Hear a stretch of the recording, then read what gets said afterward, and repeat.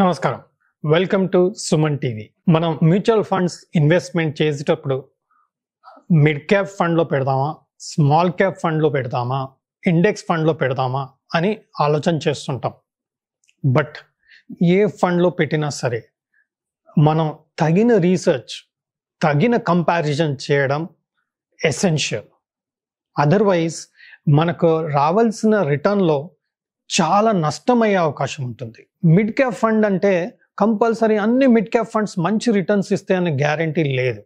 వారు సెలెక్ట్ చేసే portfolio, fund manager handle చేసే విధానం, వాళ్ళ రీసెర్చ్ కెపాసిటీ, వాళ్ళ ట్రాక్ రికార్డ్ అనేది చాలా ఇంపార్టెంట్. ఒక చిన్న ఉదాహరణకి మిడ్ క్యాప్ ఫండ్లో ఆల్మోస్ట్ అన్ని అసెట్ మేనేజ్మెంట్ కంపెనీస్, అన్ని ఏఎంసీస్ ఉన్నాయి. ప్రతి వారు మిడ్ క్యాప్ ఫండ్ హ్యాండిల్ చేస్తున్నారు. వాళ్ళ దాంట్లో ఒక ఫండ్ ఉండడం జరిగింది. ఉదాహరణకి HDFC mid cap fund, Nippon India mid cap fund, Kotak fund, అలాగే Invesco mid cap fund, DSP mid cap fund. ఈ 5 ఫండ్లు స్టడీ చేయడం జరిగింది.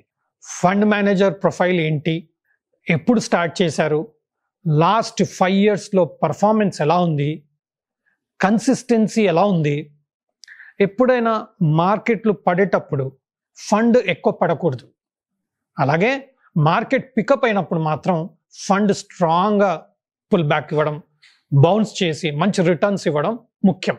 అందులో మనకు రేషియోస్ ఉంటాయి, బీటా అంటాం, షార్ప్ అంటాం, అన్నీ అంటాం.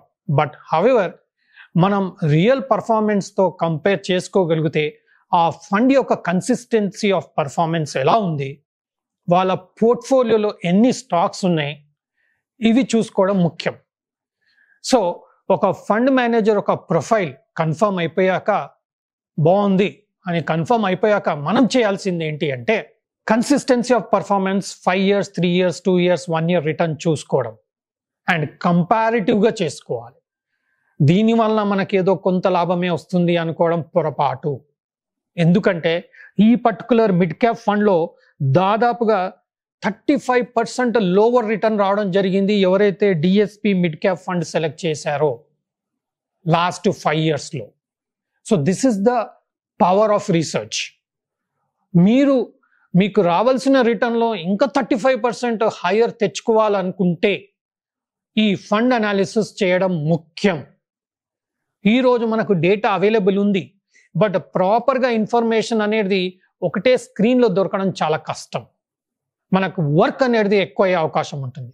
అలాంటప్పుడు మ్యూచువల్ ఫండ్ అనాలిసిస్ చేయడానికి ఎన్నో ప్లాట్ఫామ్స్ అవైలబుల్ ఉన్నాయి. One of the platforms what I'm using to analyse all this is Funds Bazaar. So దాంట్లో ఒక ఫండ్ని మనం సెలెక్ట్ చేసుకోవాలనుకున్నప్పుడు ఆ ఫండ్ ఒక థరో రీసెర్చ్ చేసుకోగలుగుతాం. నెక్స్ట్ ఏంటంటే కంపారిటివ్ ఈజ్ వెరీ ఇంపార్టెంట్. ఎవరైతే ఫండమెంటల్ అనాలిసిస్ చూస్తున్నారో screener.inలో వెళ్ళి మనం అన్ని fundamental analysis, stock selections, comparative, peer comparison ఇవన్నీ చేస్తూ ఉంటాం. అలాగే ఇందులో కూడా ఆ పీర్ కంపారిజన్ అంటే మిడ్ క్యాప్ ఫండ్స్ ఎవరెవరు ఆఫర్ చేస్తున్నారో వారితో ఈ పర్టికులర్ ఫండ్స్ని మనం కంపేర్ చేసుకోగలిగితే బెస్ట్ పర్ఫార్మింగ్ ఫండ్ ఏది అని మనం సెలెక్ట్ చేసుకోగలుగుతాం. రెండో విషయం ఏంటంటే నంబర్ ఆఫ్ స్టాక్స్ తక్కువ ఉంటే మనకు ఎక్కువ రిటర్న్స్ వచ్చే అవకాశం ఉంటుంది.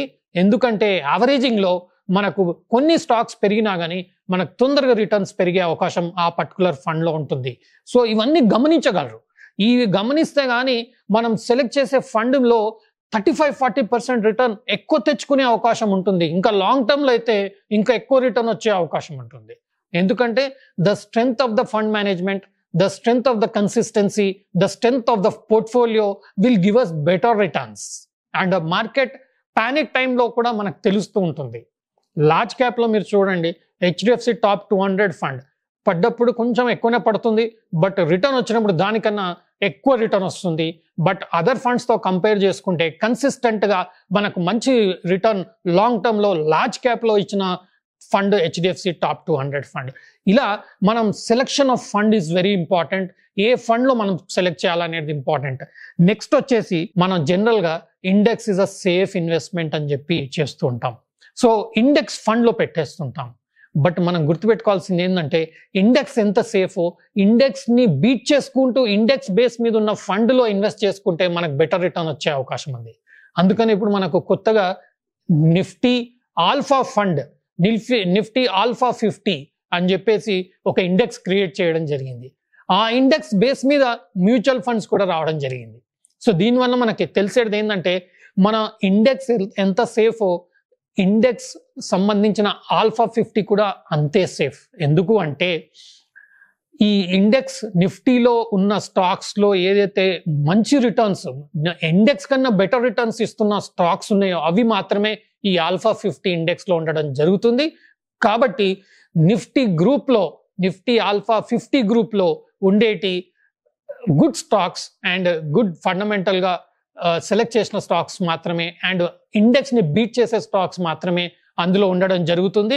ఈ బేస్ మీద ఉన్న మ్యూచువల్ ఫండ్లో మనం ఇన్వెస్ట్ చేస్తే నిఫ్టీ కన్నా బెటర్ రిటర్న్ వచ్చే అవకాశం ఉంది అండ్ సేఫ్టీ కూడా బెటర్గా ఉంటుంది. Index is a safe investment world wide, ఇండియాలోనే కాదు యుఎస్లో అయినా సరే మనకు index investment is always safe.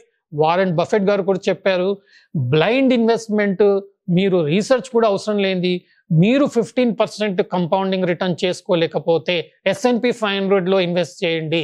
14 to 15% compounding అనేది మీకు లాంగ్ టర్మ్లో కన్ఫర్మ్గా ఉంది. దానికోసమని మీరు రీసెర్చ్ చేయాల్సిన అవసరం కూడా లేదు అని చెప్పడం జరిగింది. నెక్స్ట్ విషయానికి వస్తే మనం చేయాల్సింది ఏంటంటే small cap fund. Small cap fund మనం అందరం చాలా ఇష్టపడతాం. ఎందుకు అంటే అందులో రిటర్న్స్ హ్యూజ్గా ఉంటాయి. 50%, 60%, 70% పర్ ఇన్ 1 year వచ్చిన సిచ్యువేషన్స్ కూడా ఉన్నాయి. అలాంటి ఫండ్లో వాలటిలిటీ కూడా ఎక్కువ ఉండే అవకాశం ఉంటుంది. అలాంటప్పుడు మనం సెలక్షన్ ఆఫ్ ఫండ్ అనేది చాలా ఇంపార్టెంట్. ఒక చిన్న ఎగ్జాంపుల్లో quant small cap fund, Nippon India small cap fund, Edelweiss small cap fund study చేయడం జరిగింది. So quant small cap fund from beginning and last 5 yearsలో కూడా మీకు 47% రిటర్న్ ఇవ్వడం జరిగింది. అలాగే Nippon India 38% and Edelweiss small cap fund 34% return ఇవ్వడం జరిగింది. అంటే ఎడల్వైజ్లో ఇన్వెస్ట్ చేసిన వారికి దాదాపుగా 50% లోవర్ రిటర్న్ వచ్చింది. సో మనం టాప్ ఫండ్లో ఉండడం డెఫినెట్గా టఫ్. ఫ్యూచర్ ఏమవుతుంది అనేది ఎవరికీ తెలీదు.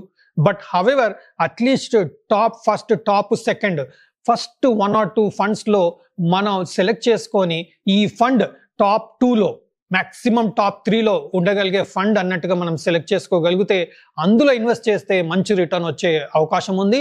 అండ్ ఆ రిటర్న్ ఇంకా యాక్సిలరేట్ అయ్యి మనకు ఎక్కువ రిటర్న్ వచ్చే అవకాశం ఉంది. జస్ట్ మనం ఈ ఎడల్వైజ్ స్మాల్ క్యాప్ ఫండ్లో మనం ఇన్వెస్ట్ చేస్తుంటే 50% లోవర్ రిటర్న్ వచ్చేది compared to quant small cap fund and Nippon India small cap fund compare చేస్తే మాత్రం దాదాపుగా 15% తక్కువ రిటర్న్ వచ్చింది ఎవరికైతే ఎడల్వైజ్ స్మాల్ క్యాప్ ఫండ్లో ఇన్వెస్ట్ చేశారో. సో మనం చేయాల్సింది ఫండ్ మేనేజర్ ప్రొఫైల్ ఏంటి, next consistency of performance 5 years, 3 years, 2 years, 1 year since Inception, stability ఎలా ఉంది పర్ఫార్మెన్స్లో. నెక్స్ట్ మన వాట్ యు కాల్ ప్రొఫైల్, మన కన్సాలిడేటెడ్ పోర్ట్ఫోలియో ఎలా ఉంది, ఎంత తక్కువ స్టాక్స్ ఆ పర్టికులర్ పోర్ట్ఫోలియోలు ఉంటే మనకు అంత బెస్ట్. ఇంకోటి చర్నింగ్ తక్కువ ఉండాలి. ఎవ్రీ మంత్ అనలైజ్ చేసి చెప్తూ ఉంటారు పోర్ట్ఫోలియోలో చేంజెస్ వచ్చాయని చెప్పి. నంబర్ ఆఫ్ స్టాక్స్ చర్నింగ్ తక్కువ ఉండాలి, లేదంటే మనకు క్యాపిటల్ గెయిన్ ట్యాక్సెస్ అవన్నీ మన ప్రాఫిట్స్ని తినేయడం జరుగుతుంది. సో మనం ఒకసారి ఎస్ఐపి చేసినా లంసమ్ చేసినా ఆ పర్టికులర్ ఫండ్లో ఇన్వెస్ట్ చేసే ముందు మనం కంపారిటివ్ చేసుకుంటూ బెటర్ పర్ఫార్మింగ్ ఏంటి, బెటర్ స్ట్రెంగ్త్ ఉన్న మ్యూచువల్ ఫండ్ ఏంటి, ఏ పర్టికులర్ ఏఎంసీలో ఉన్న ఫండ్ను ఇన్వెస్ట్ చేయాలి అని ప్లాన్ చేసుకోగలిగితే మనకు 35 to 50% హైయర్ రిటర్న్ వచ్చే అవకాశం మాత్రం డెఫినెట్గా ఉంటుంది. సో బ్లైండ్గా ఇన్వెస్ట్ చేయొద్దు. డిస్ట్రిబ్యూటర్ ఇలా చెప్పాడు, కంపెనీ ఇలా చెప్పాడు, ఈ మీటింగ్లో ఇలా అన్నాడు కాదు. మీరు తగిన రీసెర్చ్ చేసుకోండి, తగిన స్టడీ చేసుకోండి. ఎన్నో ప్లాట్ఫామ్స్ పైన ఈ కంపారిటివ్ అనేది అవైలబుల్ ఉంది. సో నేను ఫండ్స్ బజార్లో చూశాను కాబట్టి నేను ఆ విషయం షేర్ చేయడం జరుగుతుంది. సో మీరు కూడా ఆ పర్టికులర్ రీసెర్చ్ చేసి మీ ఫైనాన్షియల్ అడ్వైజర్ని సలహా తీసుకొని మీరు తగిన ఇన్వెస్ట్మెంట్ చేయండి. నేను సెబీ అనలిస్ట్ని కాదు. Thank you.